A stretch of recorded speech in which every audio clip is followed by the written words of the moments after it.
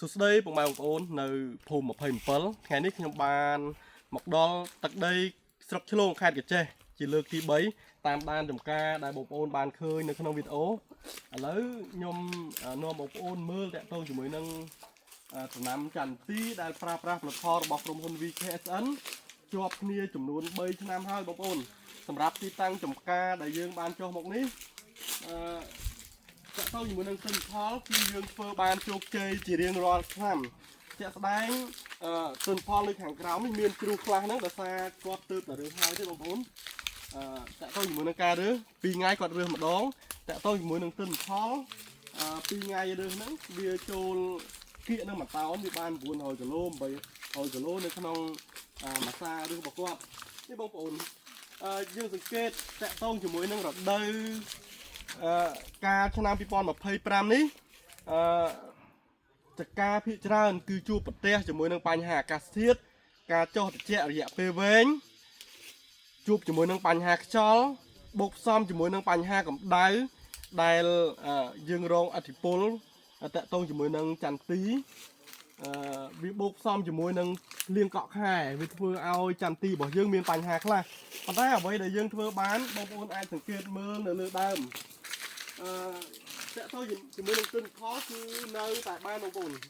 តកតជាមួយនឹងប្រសិទ្ធភាពវាចេញមកលក្ខណៈដង្កោមដូចបងប្អូនបានឃើញទីកាមេរ៉ាមកថតឲ្យខៀកផ្លែតិចមកយើងចង់បញ្ជាក់អំពីគុណភាពគ្រាប់វាមានសភាពថ្លាល្អហើយផ្លោះហើយវាចេញជាលក្ខណៈចង្កោមដូចនៅក្នុងវីដេអូបងប្អូនមិនមែនតាមមួយដើមកូពីដើមទេដូចបងប្អូនអាសាតាមដានជាមួយនឹងវីដេអូដែលខ្ញុំបានថត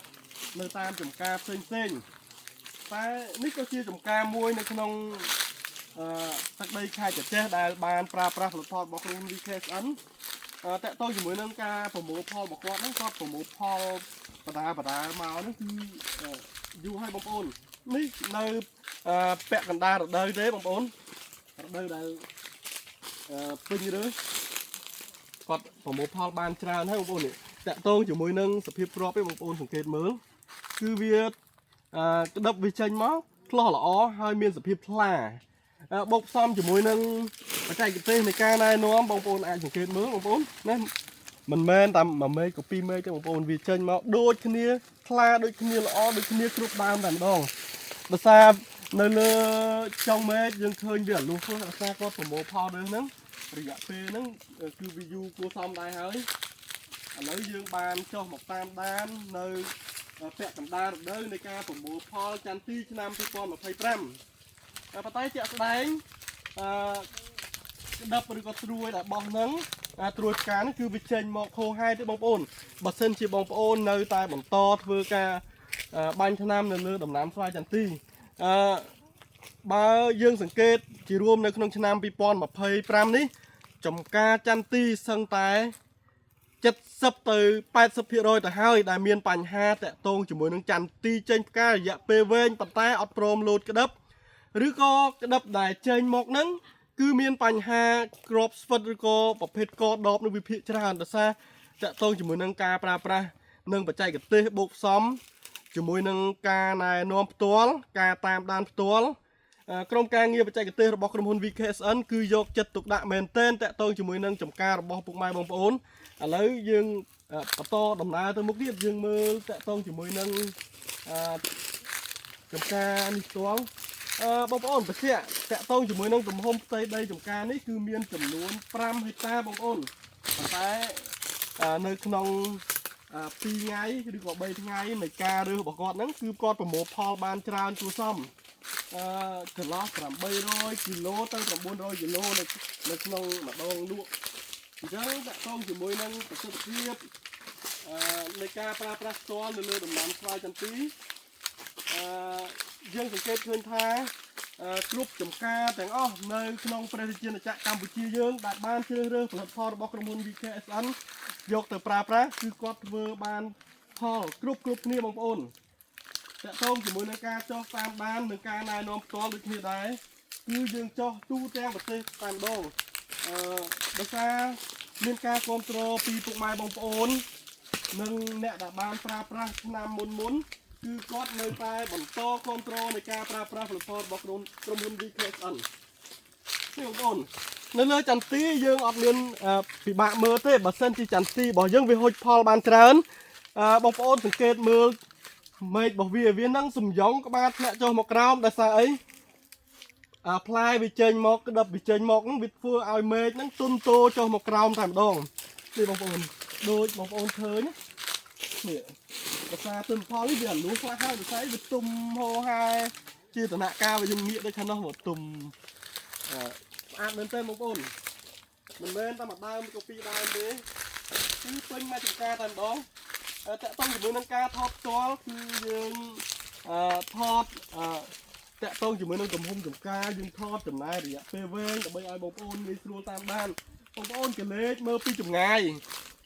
យើងឃើញមានផ្លែទុំក្រហមច្រាលដោយសារតកតងជាមួយនឹងការថតវាខុសពីការសង្កេតផ្ទាល់ខ្លះដោយសារអីចន្ទទីគាត់អត់បានជំរុះអញ្ចឹងតកតងជាមួយនឹងចំនួនស្លឹកឬក៏ផ្លែលាក់ស្លឹកហ្នឹងវាទៅតាមនឹងដែរបងប្អូនប៉ុន្តែបើសិនជាយើងសង្កេតមើលផ្ទាល់ដូចបងប្អូនឃើញនេះឲ្យតែមេឃវាសំយ៉ងក្បាលចុះមកដល់ក្រោមប្រកបណាស់ចន្ទទីបងប្អូនគឺដឹងថាទទួលបានទិន្នផលគួរជាទីគ្រប់ចិត្តយើងសង្កេតមើលហោហែទៅពោះត្រង់ឥឡូវហ្នឹងយើងដើរហ្នឹងសម្ដារចំការយើងងាកទៅខាងណាក៏ឃើញទិន្នផលហ្នឹងវាប្រហាក់ប្រហែលគ្នាដែរដោយដែលបងប្អូនបានដឹងនៅលើដំណាំចន្ទទីចំការណាក៏មានដែរដើមដែលមានផ្លែច្រើនមួយដើមពីរដើមឬក៏4 5ដើមនៅក្នុងចំការតែមួយប៉ុន្តែយើងងាកមកមើលចំការដែលបានប្រើប្រាស់ផលិតផលរបស់ក្រុមហ៊ុន VKSN យើងក៏លេខទៅដើមឬក៏មេឃណាក៏ដូចគ្នាដែរបងប្អូនខាងឆ្វេងខាងស្ដាំខាងមុខខាងក្រោយចលុកចលៀតមេឃបងប្អូនងាកទៅខាងណាក៏ឃើញផ្លែដែរបងប្អូនគឺវាផ្លែបានស្មើគ្នាល្អអញ្ចឹងពេញមកចំការតែម្ដងសម្រាប់បងប្អូនដែលតាមដានវីដេអូរបស់ក្រុមការងារយើងបងប្អូនពិតជាអាចនឹងស្វែងយល់តាក់ទងជាមួយនឹងប្រសិទ្ធភាពតាក់ទងជាមួយនឹងគុណភាពចំការដែលបានប្រើប្រាស់តាមការណែនាំឬក៏ចំការដែលមានបញ្ហាហើយងាកមកប្រើប្រាស់ផលិតផលរបស់ក្រុមហ៊ុន VKSN បងប្អូនដឹងស្រាប់ហើយគឺយើងធ្វើបានជោគជ័យគ្រប់សន្តានដីតែម្ដងមិនថាប្រភេទដីល្អដីក្រហមដីខ្មៅដីគ្រួសឬក៏ប្រភេទដីលបាយខ្សាច់ដីដែលមានជាតិកំបោរឬក៏ប្រភេទដីដែលមានថ្មនៅខាងក្រោមគឺយើងធ្វើបានគ្រប់សន្តានដីទាំងអស់ចូលរួមជាមួយនឹងបងប្អូនយើងដើម្បីឲ្យធ្វើពាក់ព័ន្ធជាមួយនឹងការថែទាំដំណាំឲ្យវាបានផលដោយសារតើទៅជាមួយនឹងដំណាំចន្ទទីវាខុសជាមួយនឹងប្រភេទដំណាំរដូវកាលផ្សេងចន្ទទីដោយបងប្អូនដឹងហើយឆ្នាំ2025អ្នកដែលធ្វើចន្ទទីជោគជ័យគឺមានតិចមែនទែនបងប្អូនបើបងប្អូនតាមដានវីដេអូរបស់យើងភាគច្រើនគឺយើងធ្វើបានផលគ្រប់តំបន់គ្រប់ទីតាំងទាំងអស់ដែលងាកមកប្រើប្រាស់ឬក៏សាកល្បងប្រើប្រាស់ផលិតផលរបស់យើងឥឡូវយើងដើរទៅមើលខាងក្រោយដើម្បីសាកសួរជាមួយនឹងម្ចាស់ចការប៉ុន្តែម្ចាស់ចការក៏អត់បានតែអាវប្រហែលជាយើងអត់ថតគាត់ចំទេយើងអាចជួយជួយសម្លេងដល់គាត់បាននេះមើលមេឃខាងលើនេះខ្លាយច្រើនដូចបងប្អូនបានឃើញវីដេអូអូបន្លាយយើងថតជាទូទៅចាប់ពី4ទៅ10នាទីដើម្បីឲ្យបងប្អូនងាយស្រួលតាមដានទេសនាបងប្អូនក្តិបឡើងក្តាំងតែម្ដងដោយសារក្តិបនោះវាលាយជាមួយនឹងស្លឹកចន្ទទីអត់ជំរុះយើងមើលអត់ទៅឃើញទេតោះតែយើងទៅសង្កេតភាគបានយើងអាចមើលឃើញ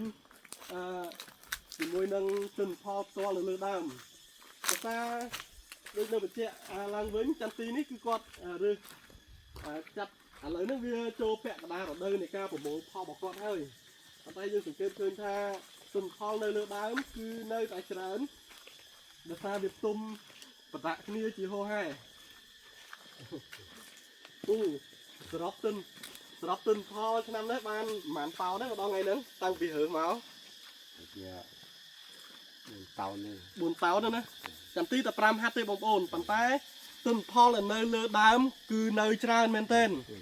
ក្តឹបបដាក់គ្នាជាហោហែហើយទុំហ្នឹងក៏បន្តគ្នាដែរពូប្រើមក ឆ្នាំទី3ក៏ឆ្នាំទី4ឆ្នាំទី4គាត់ប្រើមក4ឆ្នាំហើយអញ្ចឹងតើតើជាមួយនឹងការប្រើតទៅផលិតផលនឹងមានគុណភាពបានយើងនៅតែគ្រប់គ្រងប្រើហើយនៅតំបន់នេះយើងនិយាយជារួមអតិថិជនដែលបានប្រើប្រាស់ផលិតផលរបស់ក្រុមហ៊ុន VKSN មិនមែនតែមួយចំការឬក៏ពីរចំការទេបងប្អូនរាប់សិបចំការចំនួនផ្ទៃដីដែលយើងទម្លាក់នៅក្នុងទឹកដីភូមិ27នេះឬក៏អ្នកនៅតំបន់ជុំវិញនេះគឺមានចំនួនច្រើនមែនទែនអញ្ចឹងបាទឆ្នាំច្រើន